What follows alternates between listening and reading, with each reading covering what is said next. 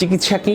খুব শর্ট টার্মে বিটা হিস্টিন ওষুধ দিতে হয় যাতে আপনার অ্যাকিউট ঘোরাটা না থাকে, বাট এর মূল চিকিৎসা হলো গিয়ে পজিশনাল থেরাপি।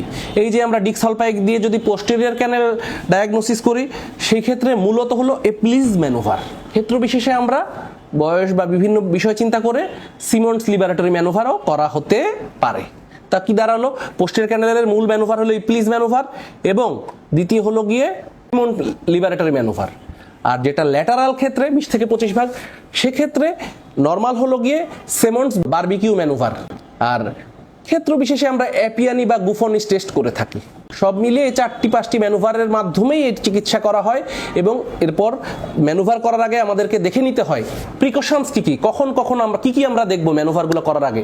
তার ঘাড়ে কোনো সমস্যা আছে কিনা, তার অজ্ঞান হওয়া বা ফেইন্ট হওয়া বা মূর্ছা যাওয়ার হিস্ট্রি আছে কিনা, তার হাইপার টেনশন আছে কিনা, তার কোনো ধরনের এপিলেপসি বা মৃগী রোগ আছে কিনা ইত্যাদি ইত্যাদি, ঘাড়ে কোনো ব্যথা আছে কিনা এইসব। আর হওয়ার পর ব্যায়ামগুলো করানোর পর আমরা 24 ঘন্টা রোগীকে কিছু নিয়মকানুন বেঁধে দেই এবং 7 দিন পর্যন্ত একটু কনজারভেটিভ থাকতে বলি, দ্যাটস ইট, এর বাইরে হয় না। তবে হ্যাঁ, এসব ক্ষেত্রে রিকার হওয়ার সমূহ সম্ভাবনা রয়েছে, বাট আপনি জেনে আশ্বস্ত হবেন এটা খুব সিরিয়াস কিছু না। এটা যতই আতঙ্কগ্রস্ত করে তুলুক আপনাকে, সেটা খুব জটিল থেকে জটিলতর কিছু নয়।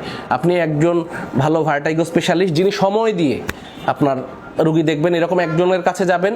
অনেক দেশে সিনিয়র ইএনটি এবং নিউরোলজিস্টরা রয়েছেন, তারা যদি এটার চিকিৎসা করেন, উই ক্যান অ্যাসিওর ইউ হওয়ার সম্ভাবনা খুবই কম। এবং এটাকে ঘিরে যে রোগীরা আতঙ্কিত হয়ে যায়, হয়তোবা পর্যাপ্ত সময় নিয়ে কাউন্সেলিং করলে সেটার থেকেও রোগীরা অনেক ক্ষেত্রে সহজে পরিত্রাণ পাবেন। আজকে এটুকুই, ধন্যবাদ অডিয়েন্স, আসসালামু আলাইকুম।